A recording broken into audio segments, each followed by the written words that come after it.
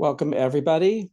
I'm Howard Friedman. I'm the director of the Jewish Community Library in San Francisco, and it's my great pleasure to welcome all of you today.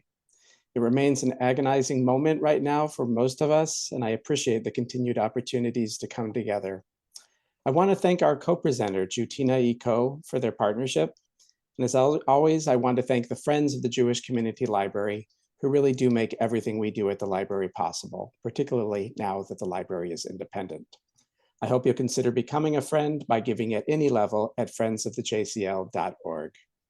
Please note that automated closed captioning can be turned on or off by clicking the CC button at the bottom of your screen, and people will have the opportunity to ask questions after the presentation. Please do put your questions in the chat, and then I will relay them at the end. It is now my pleasure to introduce author and art conservator Rosa Lowinger.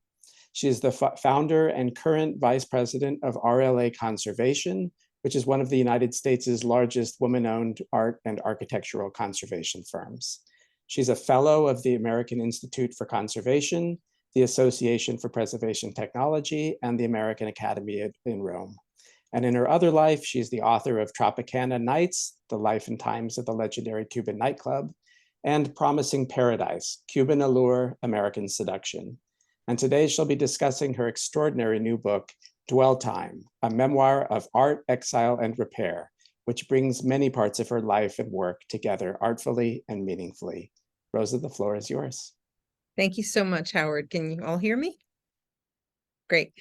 I'm going to grab the book that's here.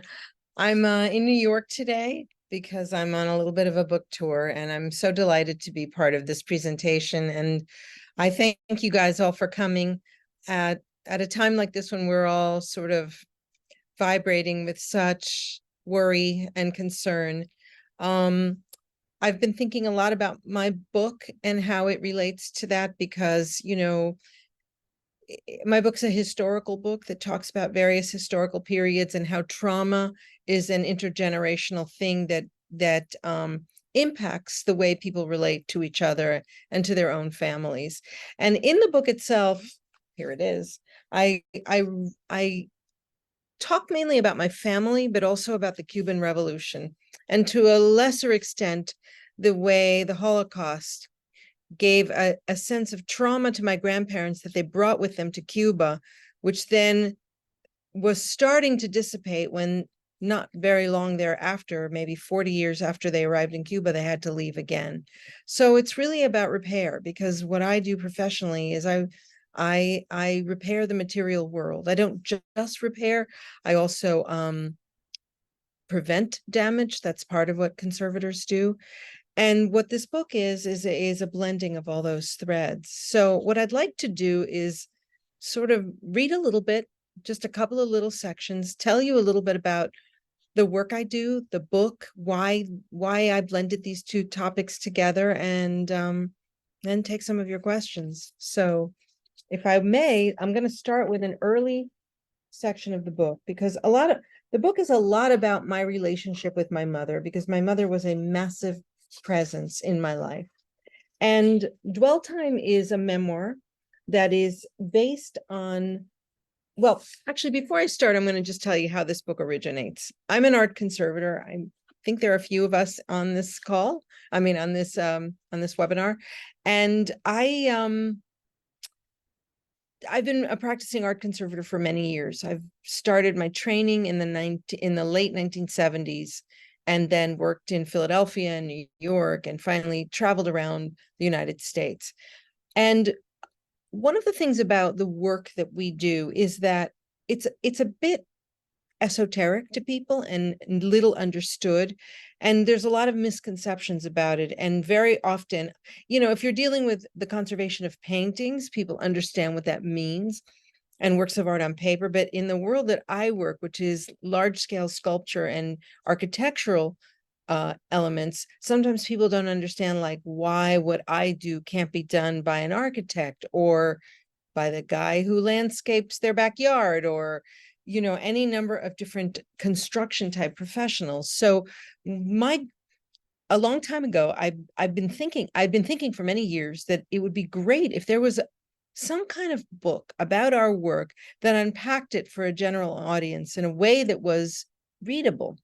And in 2009, I got a fellowship at the American Academy in Rome, fellowship called the Rome Prize. It's a terrific fellowship for artists, writers, creatives, and people in conservation preservation.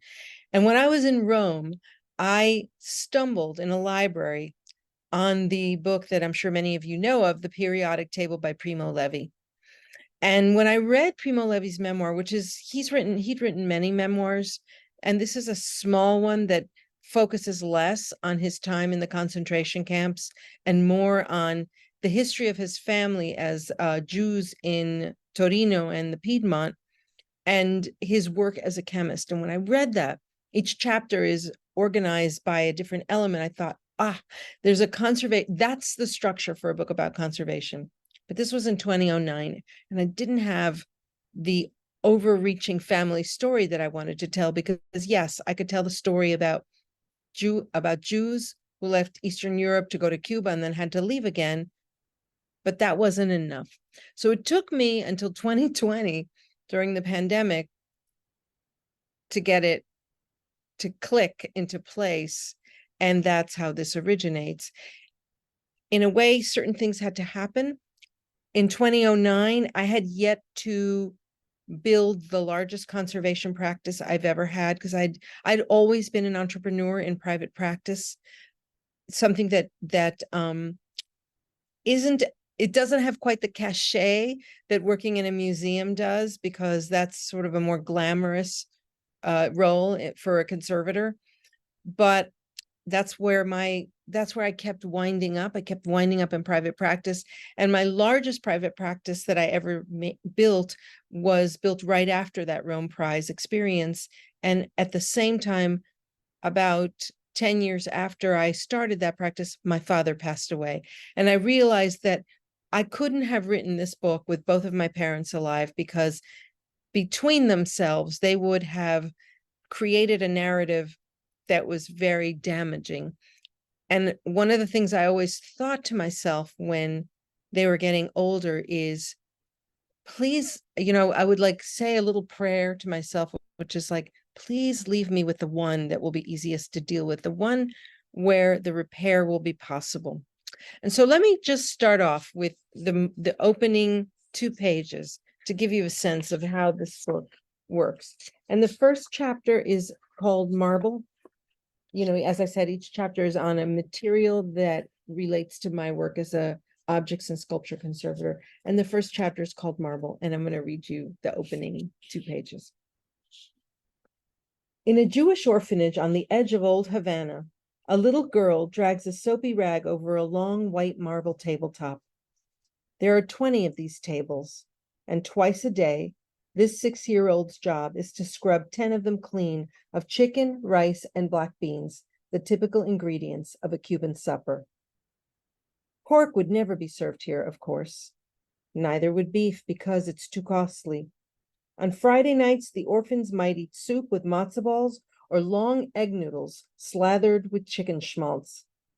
The girl really likes both of these foods, but she won't eat kasha varnishkas, no matter how hungry she is, how much they spank her or send her to bed hungry. She is maddeningly stubborn. Beatings don't subdue her. Neither does making her scrub the marble tables, by far the hardest job given to any of the little ones.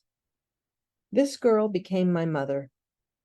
She was born on September 8th, 1932, a national holiday in Cuba celebrating La Virgen de la Caridad del Cobre, the island's patron saint. Most Catholic girls born on this day are named some version of Caridad, which means charity in Spanish. They are typically dressed in yellow baby clothes, the color linked to Ochun, the powerful female Yoruba spirit deity syncretized with La Virgen de la Caridad. My mother's parents, Jewish immigrants, named her Ita in Yiddish and Ilda in Spanish. 3 weeks later, her mother died. I was a 10-pound baby, my mother says, blaming herself. She also faults a system that required C-sections be authorized by either a priest or a rabbi.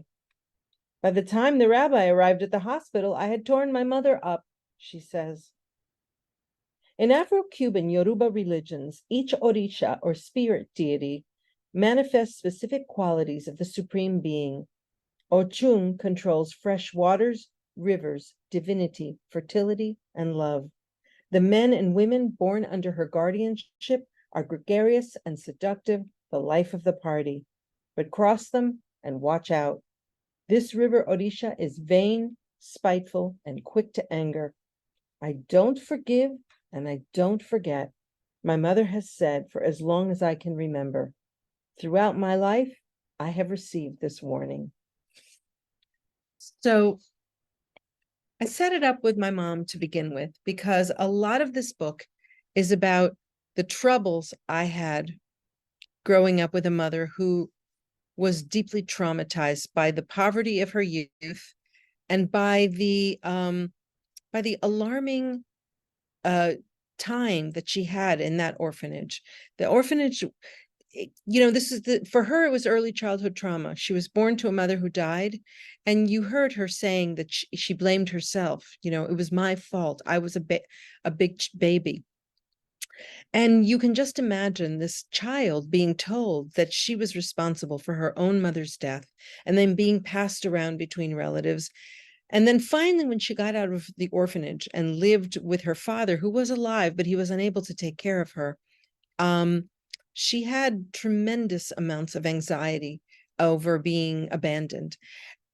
And what happened eventually was she met my father. And what I do is I start the book with their histories. My mother's history is this one of abandonment and loss.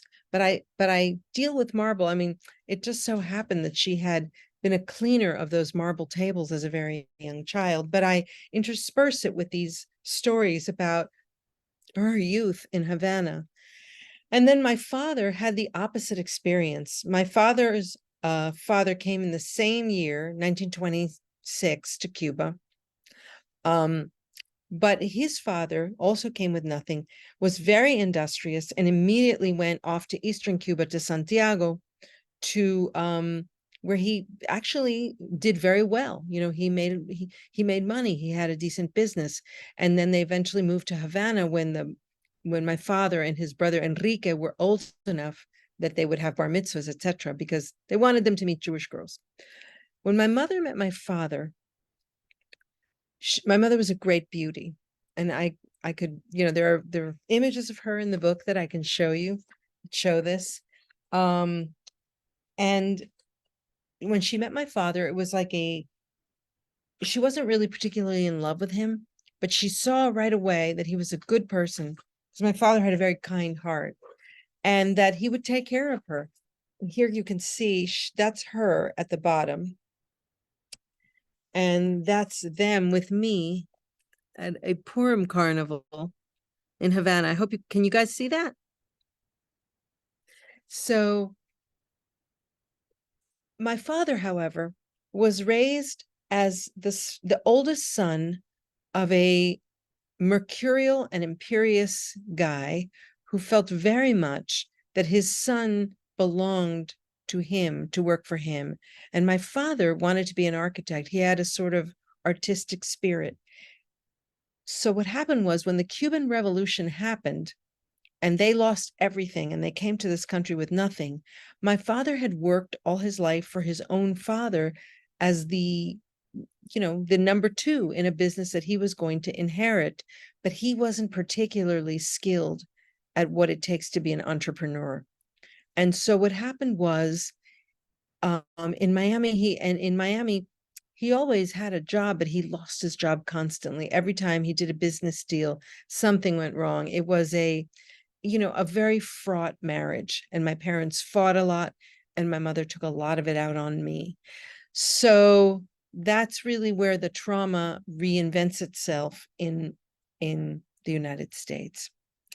And I want to just read you another short passage about where I kind of I'm trying to here a kind where I kind of sort of make a certain parallel between materials and personality.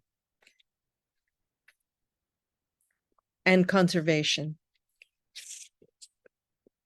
This is in chapter 3, which is called Ceramic, which is the chapter that talks about my parents' marriage and my birth in Cuba. This is all before I became a conservator, but I weave it in there anyway. In conservation, there's a term for works of art that come with intrinsic defects, inherent vice. In paintings, such fabrication flaws appear when an artist uses impasto that is too heavy to be held by a canvas, or oil paint underneath acrylic, a condition that leads to cracking and flaking as the oil paint cures, releasing gases that get trapped beneath the plasticky acrylic. When bronzes leach the remnants of an inner mold through tiny pores or casting imperfections, that's also inherent vice. So is the galvanic corrosion caused by sculptures that are welded of two different metals. Items made of fired clay, such as ceramics, tiles, and terracotta, can display inherent vice in many different ways. Clays can have imperfections and inclusions. The firing temperature can be too low or too high, or the piece can be sitting in a cool spot in a kiln, or there can be an incompatible coefficient of expansion and contraction between the glaze and the clay, which can cause the glaze to literally fall off. This language of inherent vice applies to both my mother and my paternal grandfather. That they were similar in makeup is apparent only to me. My father, who was subject to both of their mercurial temperaments, would never be able to see this. My mother would consider that statement the ultimate slap in the face. Whether these flaws were baked into their personalities, like clay that has the wrong inclusions, or a product of the hardships of their lives, is for a trained psychotherapist to unravel. I have spent a lifetime trying to manage my mother's mood swings. It leaves me numb, the way inherent vice does if I don't see a way to treat it. Like a ceramic with too thin a handle, she is always on the verge of fracturing. Initially beloved by everyone she meets, she often ends up shattering friendships. Those of us who won't abandon her, my father, my brother, and me, receive her most blistering attacks. Afterwards, she behaves as if nothing at all had happened. Seeking help is out of the question. I'm my own therapist, she claims anytime I try to mention that her mood swings, loneliness, catastrophizing, and rages might be managed by a professional. I'm the way I am because of what happened to me in my childhood, she counters, dismissing me, even as she makes the case for my argument. So that's kind of, the nature of the way I tell that story. And the other thing that I like to talk about when I talk about the way this book happened is that it happened in a very unusual way, because I was working on it in 2020 when we were all sort of not sure what was happening to the world. And I was in my house in Los Angeles. Actually, I began by working on a novel. I was in the middle of working on a novel, figuring, I'm sitting here in my house. I've always wanted to write a novel. I've written a novel, but it didn't get published. So I thought I'd write another one. And I started to write a novel about the Cuban Revolution told through the lens of a nightclub, because I've written a book about the Tropicana nightclub in Havana, Cuba. And so have something of some expertise. And as I was writing this novel that had a love relationship between a showgirl and the son of the owner of this nightclub, a character appeared from out of the blue. I don't know if anybody here writes fiction, but my understanding is that that's not unusual.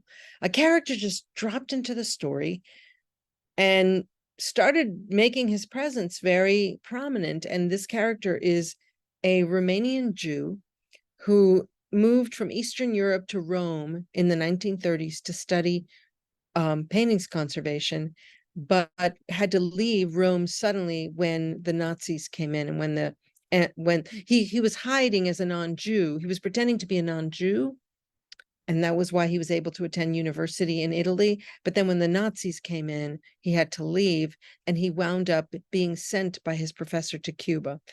I'm telling you, I did not plan this. This guy appeared, and this was his backstory, and I didn't know what was going on. So I hired a book coach to work with me on this book, on this novel. And when I explained to her what I did professionally, and that I had a sense that in the future I would write a memoir about my work, she said to me, I strongly suggest that you shift gears and write this memoir, because that memoir will be easier to publish. It's much easier to get a memoir published than a work of fiction. So focus on that. So I did. I finished the proposal because, uh, these book proposals require you to prepare. Nonfiction is sold off of a book proposal. You have to write a whole proposal for it. I was working on it. I finished it. It was really good. She loved it. I sent it out to half a dozen agents, and half a dozen agents said to me, "Oh, I love this idea, but I have no idea what we would do with it." And so I thought, fine, I'll just go back to writing my novel. And I did. And then about 6 months later, in January of 2022, because it took me all of 2020 and into 2021 to write the proposal, like, 5 months. And then all through 2021, nobody was interested. And finally, I went back to writing the novel. And in early 2022, I got a call from a fairly new publisher called Row House that had a very, they were a new publisher, but they had raised a lot of money, and they got a robust deal with Simon and Schuster.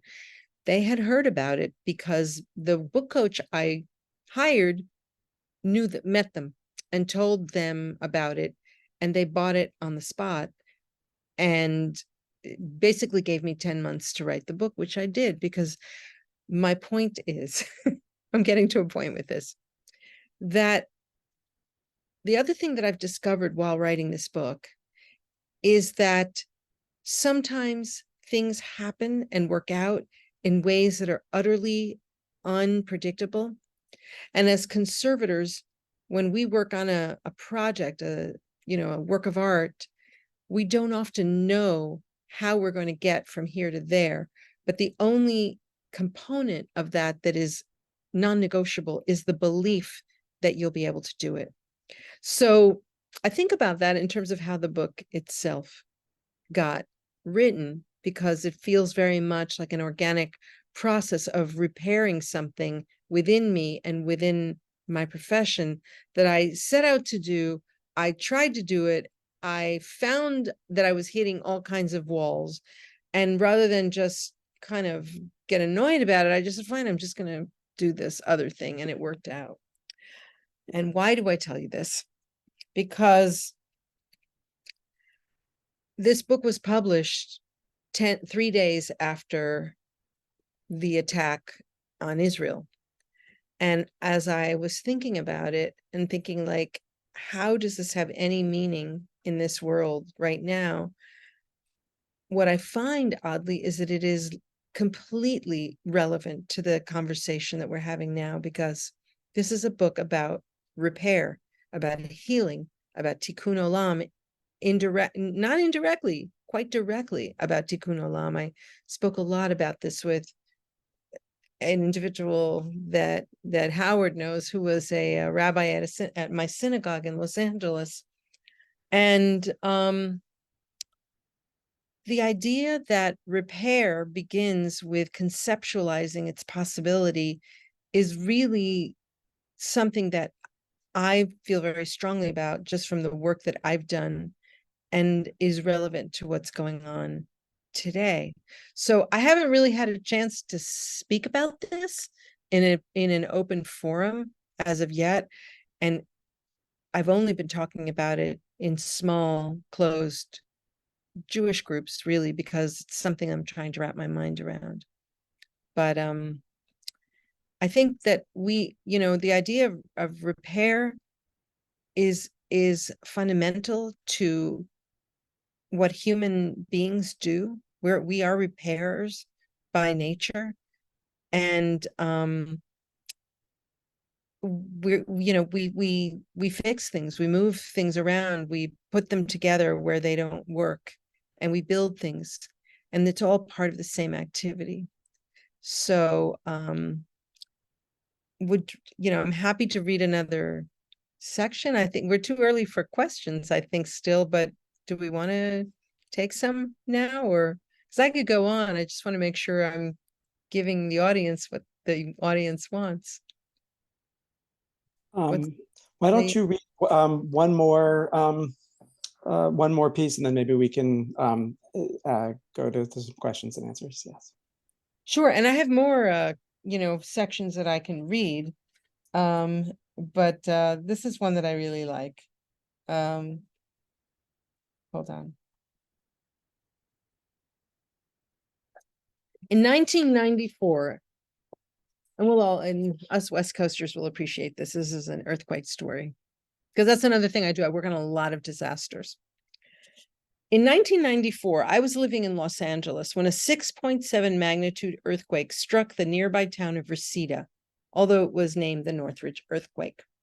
I had barely finished cleaning up the broken dishes that fell out of my kitchen cabinets and the ceiling plaster that littered my dining room floor when the phone started ringing. Before the power was fully back on and people were allowed to leave their houses, I had a week's worth of appointments.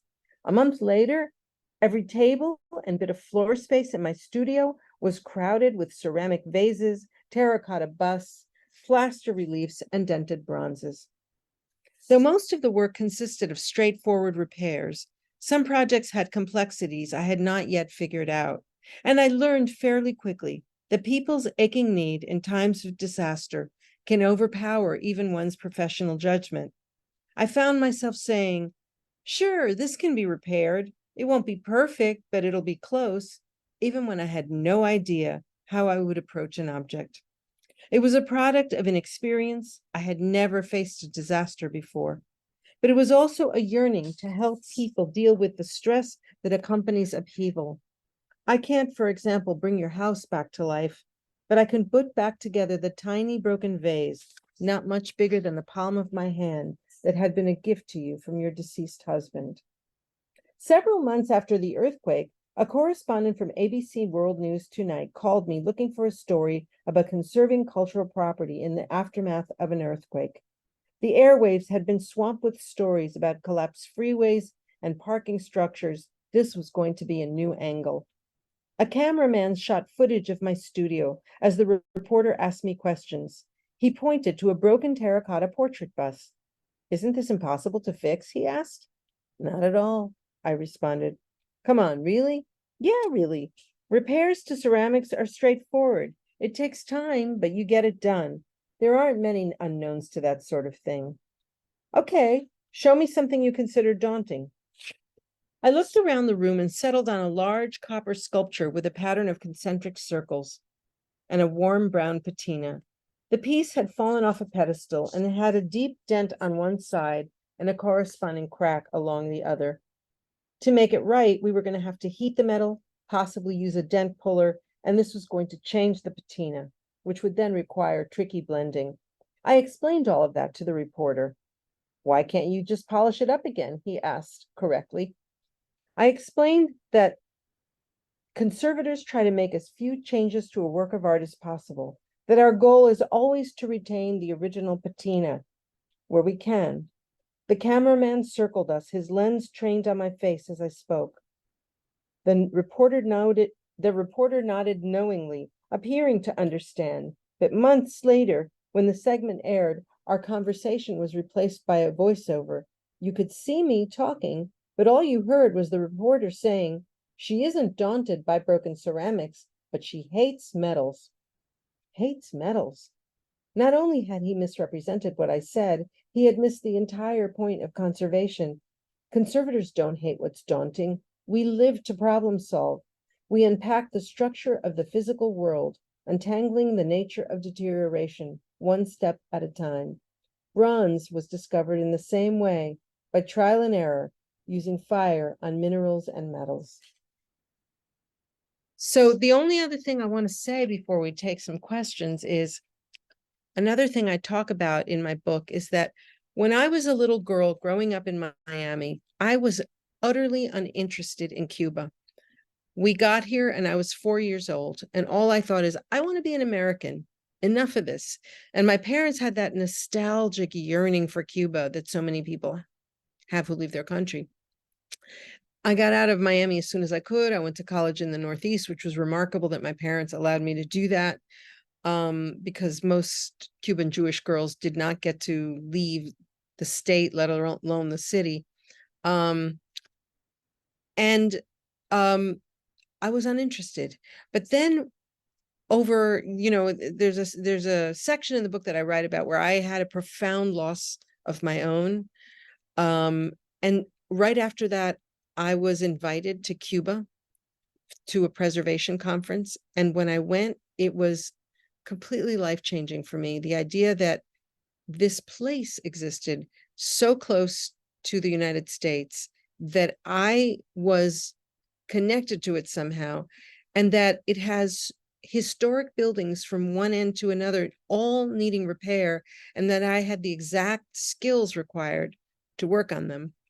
And part of the dialogue that I've had throughout my career and the journey with myself is that I've been trying all along to work in Cuba unsuccessfully, because every time it looks like it's going to happen, something happens. Either the United States government does something or the Cuban government does something, where this situation that would be so easy to mend, it's as easy to mend as any ceramic, is willfully not repaired.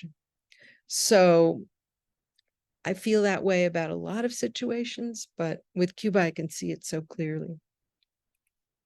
So I'm happy to take some questions. I'm happy to read some more. I have a lot more to tell you, but I don't want to bore you guys. It is not boring, but we can open it to questions, and then you can keep on talking. Sure. And folks, because we're a small enough group, I can go ahead and unmute you if you raise your hand using the in the reaction section. Otherwise, you can put your question in the chat. And so I see Ruth Landy has, if you can unmute yourself. I see two in the chat here too. Yeah. So Ruth. Thank you so much. So and congratulations. I have this quote of yours on my desk as I am writing. An art conservator's job requires us to seek and understand the source of damage as the prelude to repair. That inspires and makes me think. So the first question is, could you talk a little bit more about that? The connection between the restoring the works of art and the internal restoring. And then I'm assuming this is a braided memoir. Could you talk about the structuring and the process to braid these different dimensions historically and personally? Sure. I'll talk to you first about the notion of damage as a prelude to repair. When we study conservation, one of the things we're taught is the first thing we're taught is how to make everything that we work on in graduate school. And Elaine, you asked where I studied conservation. I went to NYU, to the Institute of Fine Arts, which you did too. Your name is familiar to me, but we'll figure out our connection soon. But anyway, and what you learn in conservation school, the first thing that they teach you in school is how to make things. So we learn to make a mosaic and how to make a fresco and how to make a copper bowl. And, at least that's how NYU teaches it. And then, so you learn how things are made, and then you learn how they're damaged. So that, for example, a bronze, very easy with a bronze that is buried in the ground and has a green patina and is full of corrosion, you will deal with in a very different way than a sculpture that is sitting on a table and has never been buried in the ground, because that patina that comes from archaeological burial is actually something that we aim to retain because of the information that is included in it, that is part of the piece's past and its history. So understanding damage is the prelude to all repair, because how things got damaged or how things arrived at the condition that they are in is the basis for your understanding of of treatments. So sometimes, by the way, when I supervise a lot of young conservators, and they'll write to me with a report that they've written, and they're asking me what to do. And I'll, this thing is broken. What are we going to do? And the first thing I say to them is, how did it happen? What happened? Because what happened is important, because if, for example, you have a polychromed wood sculpture and the paint is flaking off the surface, and the paint is flaking because it's got hundreds of insect cavities that are making the entire thing kind of unstable, or it was in a room that had a flood, or it's just been overpainted so many times. Understanding how that damage happens is essential for diagnosing a proper treatment. And I also feel that when we deal with human beings, that's kind of how it goes. It's been a long journey with my mother. My mother, when you read the book, Howard, you read the book. My mother was very, very hard on me as a young child. My mother didn't do it out of cruelty, because her fear overwhelms her from her damage as a child. When my mother gets into a place where she's afraid to be abandoned or poor, she becomes blind to anything else. As a young child, you don't understand that, but it's taken me, I would say I'm in my mid-60s now, and I would say since my 20s, I've been in therapy for like 30 of the last 40 years. I'm 40. I'm lucky. But anyway, you asked a second question. I answered I cannot hear you. Are you muted? You're muted. Oops. Howard. Sorry. Yeah. The second question, and just to say, my grandmother was in Havana's harbor on the St. Louis, so that's my Cuban connection in 1939. My question was about the braiding of the different strands. It's about conservation, different generations, different geography. How did you come about the structure that would flow and integrate all these elements? Sure. Well, that's a writing question, and I can answer that as a writer. I knew I wanted to write a book about conservation.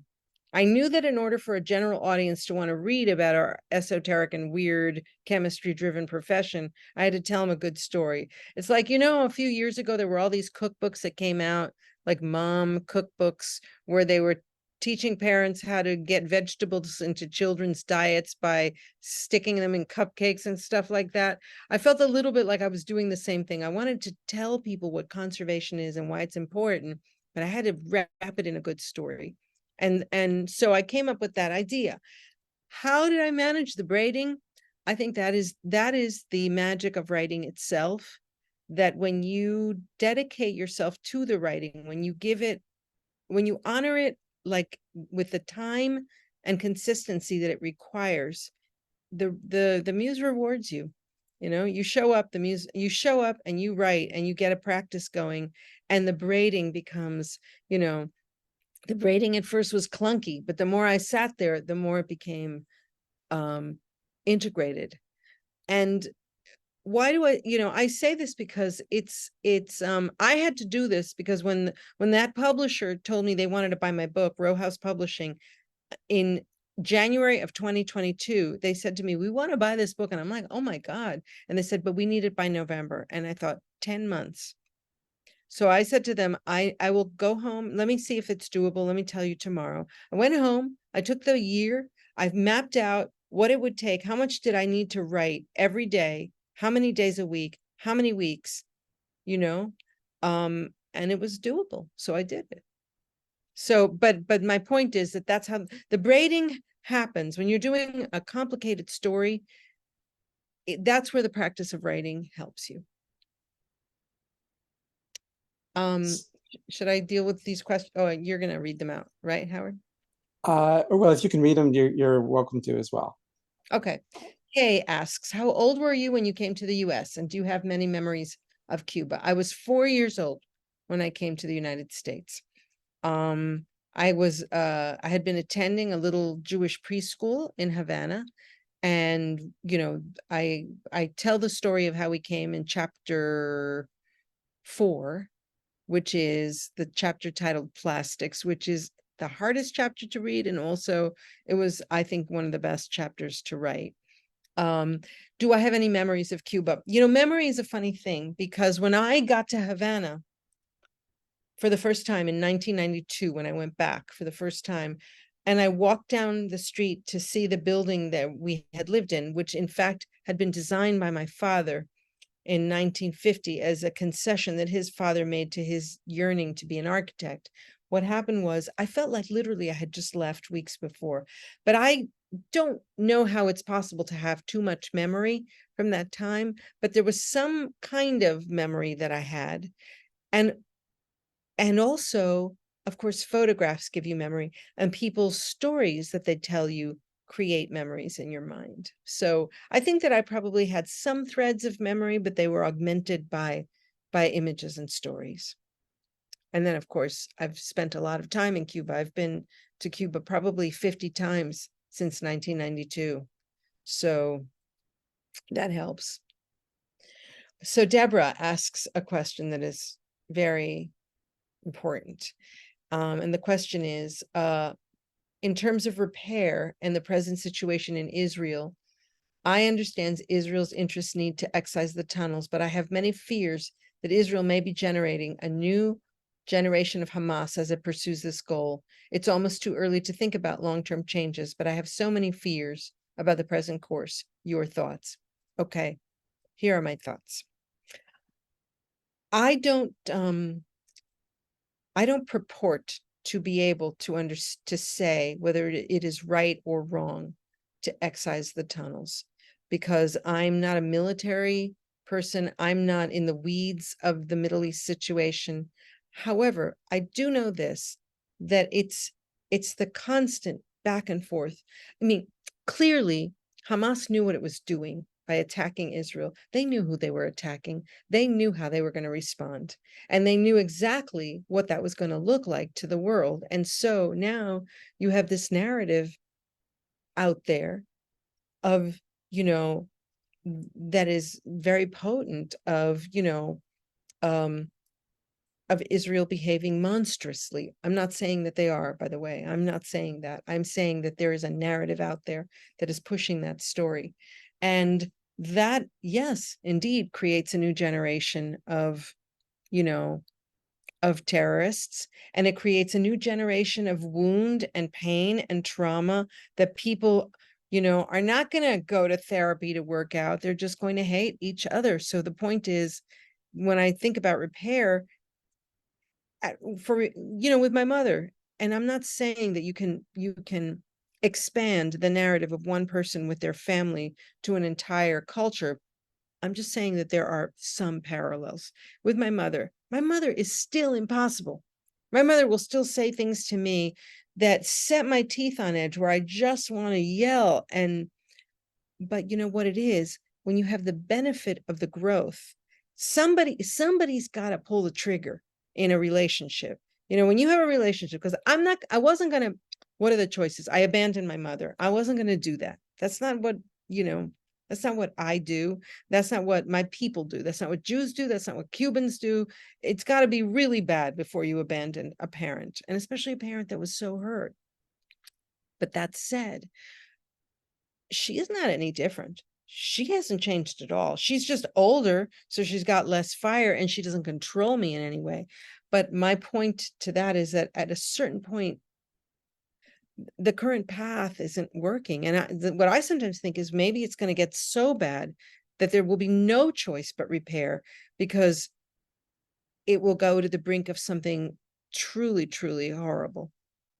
But I don't have that answer. I just know that we've got to believe that it can be repaired. We've got to believe that these two populations, that the populations themselves seem to want peace with each other, but it's the leaders, especially, and I'm not here, I'm not going to go into like, I'm not making equivalence between the Israeli government and Hamas at all, but I am saying that there is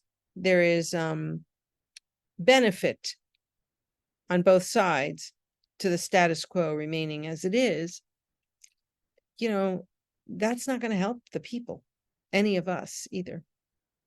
So, how did I deal with my mother's abuse? Right. Okay. Somebody says they don't have patience to know because their mother was the same way. Well, it was terrible. When I was a child, I was terrified of my mother. And I knew, and in that chapter, particularly on plastics, I knew there was something wrong with her. Because look, Cuban parents all spanked their kids. They all did. Slapped their kids, they screamed at them. I'm gonna kill you, that kind of thing that people would say. But I understood that with my mother, there was a different quality to it. I felt that there was something that was always on the brink of going out of control with her, that she never did lose control. Like, I always felt like with her, she would say things like, I wish you'd never been born. Next time you do this, I'm really going to kill you. And she never did anything that was, that anyone on the outside could see. Do you know what I'm saying? Like, she didn't starve me. She didn't burn me with cigarettes. I wasn't locked in a cage. She never broke a bone or left a bruise. No, my mother never left a bruise on me, even though she hit me all the time. How did I deal with it? I was terrified. I was, myself a little bit of out of control in school. I found it, as I write in the book, I destroyed my own first marriage. I ruined relationships left and right, because what happens is you internalize that wrongness. You internalize your wrongness and badness, and you put that out on the world. When someone abuses you like that, it's your life's work to deal with it. But again, out of something like that, you can grow flowers. This book is a product of that situation. Thank you. So if anybody has any additional questions, they can put it in the chat or raise their hand. Maybe I'll ask one, which is just really about, I was so moved by what you've been talking about, the use of materials and your work as this lens on relationships. And you shared that passage about inherent vice. And I want, when did you begin applying what you were doing, your work in the physical world? When did you begin did you notice yourself applying it to relationships and to the rest of life? Or did that just become greatly magnified as you began to write the book? Well, it did become greatly magnified as I began to write the book, because then I was like seeing it. But I also realized that I had been doing it for years. I had been working. There was a point, I think, really when I went to Rome, I think in 2009, where I looked at my parents, and in the book I write about, and you've read it, Howard, that my mother did something to me. Like I just won this amazing fellowship, and my mother decided to pull some stunt to keep me from going and being away all year. But when I came, and I was forced to come back in the middle of the fellowship for a week to just, she decided to have elective surgery. What can I say to you? That I suddenly began to realize then that they are old, they're not getting younger. They're just the product of their own histories. And I've thought for so many years, because my mother would always say, we paid for your college, you should be grateful, that kind of thing. And then I realized maybe not that, but what I am grateful for is that you let me leave at a time when people didn't let their daughters leave. And by not getting in my way of, and I chose a profession that was preposterous to an immigrant. Immigrants want their kids to be, lawyers, doctors, accountants, business people, like that they can understand how the money is going to be made. I chose something that was crazy to them. And so when I had that realization and I saw how old they were getting, and I understood that I wasn't about to abandon them, is when I started to make those connections between repair and them and my profession. And it started very tightly like that, about them and me and the work I do. So, you know, Thanks. we're there. And another question, which is, since the book has come out, and I know it's so recent, and so it hasn't really had its full readership yet, but I'm curious about, you're part of this generation that was born to Cuban expatriates who really had such trauma, and you being part of a community in Miami that was so traumatized. I'm curious if you've had contact, especially since writing the book, but I guess in general also, with people who grew up in similar circumstances, and if you've had a chance to talk about that, what it was like for you. Yes. And by the way, just to be clear, I was not born to Cuban immigrants. I was born in Cuba. I was an immigrant, which is, Right, absolutely. yeah, well, we have a community. We know each other. We know each other, Cubans, the Jews, and there's a lot of and Cuban trauma has a particular quality to it, which is you cannot go back, which has to do with not going back. Don't go back. The country, is under the grip of the communists, and if you go, you help the communists. That's a big narrative. And my feeling has always been, and I talk to a lot of people, I talk to a lot of Cuban immigrants and their kids about this, which is, look, Havana and the entire island, but Havana in particular, is a city that is perhaps one of the most architecturally significant places in the entire Western Hemisphere, because it is a city that has Spanish colonial buildings from the 1600s. It has every architectural style, because it was first Spanish. It was Spain's most important port and most important colony was Cuba. It was by far Spain's favorite place. It was not very controlled by the church, so it was a mercantile center. So there was a lot of interesting building. And then when the War of Independence was won, what we call the Spanish-American War, Cuba became very close to the United States. And so every architectural style from the United States and Europe is there.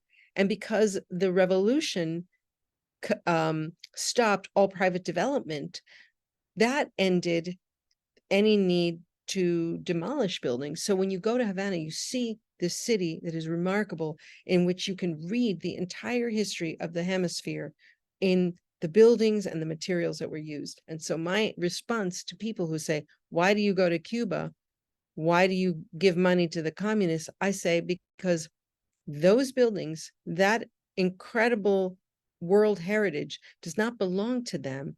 That belongs to all Cubans, but in fact to everyone. It's like saying Venice or Rome. Havana is that quality of a city, because it tells an entire story of the colonization of the Western Hemisphere. So I have a lot of those conversations with my peers. Thank you. Well, thank you so much. Thank you, Rosa, for joining us and for writing what's really a unique and wonderful book. I love this book.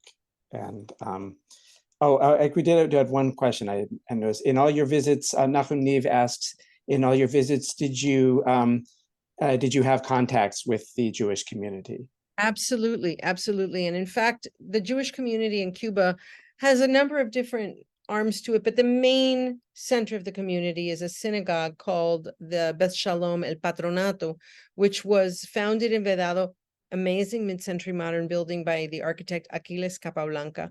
And when I first went there, I saw there was a plaque on the wall by people who helped the community when the revolution happened and so many members left the country, and my grandfather's name was on it, and he was one of the founders of the synagogue itself as well. So I've had a lot of contact with them. I know Adela Dworin, who is the more or less head of the community, quite well, and it's a warm and wonderful place in a neighborhood very close to where my family lived. We could, if we had stayed, well, they wouldn't have walked to synagogue, my parents, but we would have been walking to synagogue. But anyway, I do hope you'll read it and enjoy it. If you like it, please leave me a review on Amazon. Unfortunately, that matters. So thank you so much for having me. I really enjoyed this. Great, thank you, and thanks everybody for joining with us. And And be feel well. free to write to me if you have any questions. My email is just my name @gmail. Great, thank you so much, and let's all hope for a better day soon. Absolutely. You know, we have to not just hope for it, we have to expect that it can happen, because otherwise it won't. Okay. You know, so many languages. I do. Okay. Bye bye. Bye, Lucy. Bye, Elaine. Bye, everyone. Nice to see everybody here. Thank you, Howard. Thank you. Bye bye. Bye bye. Very clear.